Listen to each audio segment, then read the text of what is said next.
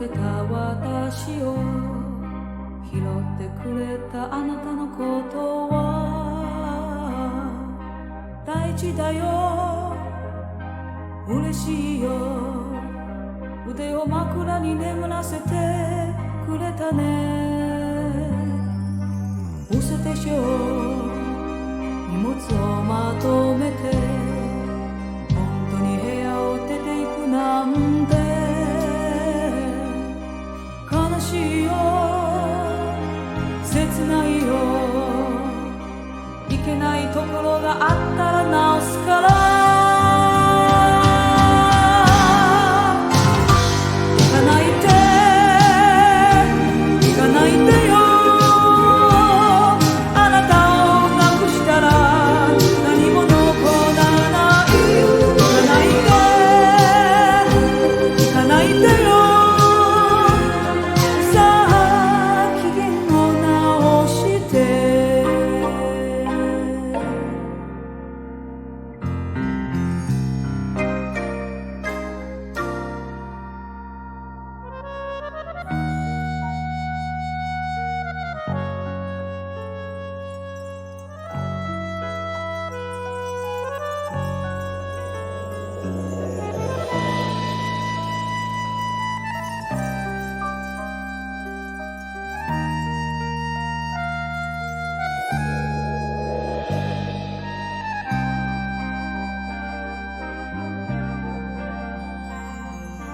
ボロボロになってた私と暮らしてくれたあなたのことは